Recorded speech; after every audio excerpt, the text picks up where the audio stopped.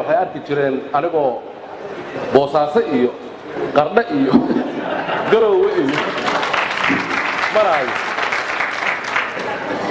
maanta maxaa galmudug mahad ka soo galay ayaa la isleeyahay barasho wanaagsan mahad cabdulla cawad wuxuu ka dhashay beel la yidhaahdo surre ayuu xildhibaan u yahay beesha surrena halkaan hobyo ah waxa weeye reere la sheegay oo laba ahaa saddex bay ku yihiin magaaladan 50 kilomitir deegaan u jira oo ay xarun u tahay degmada Bacadweyne 100 kilomitir oo cudurla deganayd ayay beesha surre degan yihiin deegaanka laga bilaabo buurshe ilaa iyo Dusmaalay ilaa iyo Xaraale ilaa iyo Lajiide ilaa iyo waxa weeye deegaankaas oo dhan oo 68 kilomitir ah ayaan xildhibaan u ah oo galmudug ka tirsan laakiin se Puntland deegaan baa iga jiro aan islahaa wax ka soo saar deegaan ilaa iyo Nugaal ilaa iyo Bari ilaa iyo Sanaag ah ayaa beeshan wax ka degan tahay oo xuquuq ka maqnayd laakiin se meeshaas beel baa wax ka dhisatay 1998 beeshii bayna ku egta laakiin se beeshaan uu ka soo jeedo galmudugnimadeedu mid cid la weydiisanaya ma ahane waa mid jirta oo aan su'aal ku jirin 10% baan leeyahay baarlamaanka galmudug gudoomiyaha koowaad ee baarlamaanka aniga weeyaan taliyaal ciidan baan ku leeyahay waxa weeye jeneraal ku leeyahay ma aha wax su'aal ku jira halkan ma aanan raadinayn sababtoo ah anaa iska leeyahay laakiin se kuwa xuquuqdooda ka maqan tahay raadinayo Bari iyo Nugaal iyo jira ayadina waa la soo waayay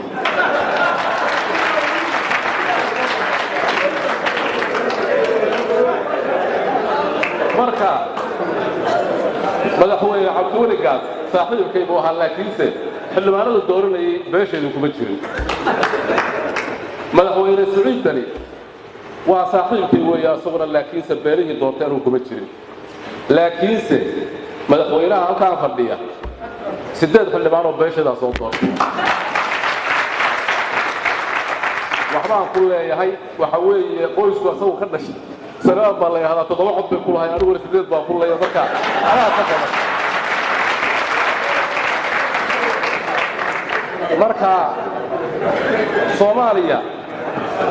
وكلا قاضي أو قيب وكلا قاضي لكن أنا أقول هذا خدنا شو سكر الله هذا أول بكرة قاضي أنا أقول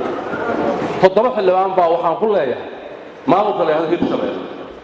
oo laba wasiir oo buuxa iyo laba wasiir dawle iyo laba wasiir ku xigeen baa ku leeyahay sababtoo ah waxa weeye deefo iyo kabxanley iyo deegaanka ugu fiican ugu beeraha badan leh ayay beeshadu degantay yaa ii diiday ma hadsanaad iyo aaway nimankii cayd waxa weeye Hirshabeelle wax ku leeyahay waa Hiiraan ma la dhihi karaa galmudug waxba kuma laha anigu Hirshabeellena waa leeyahay galmudugna waa leeyahay Puntland حقوق باكم مقرأ ولا جهل الدولار ما تقف يعلق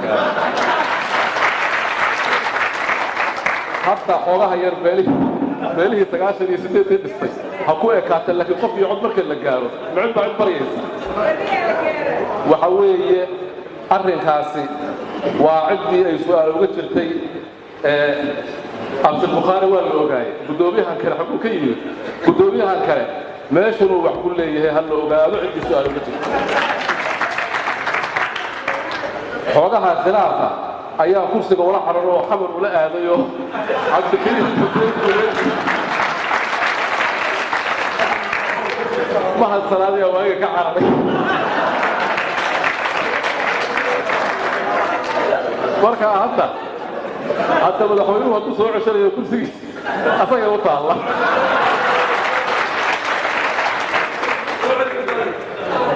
ولا ليال أنت سكفتا iyo isbarashaha laga ahaato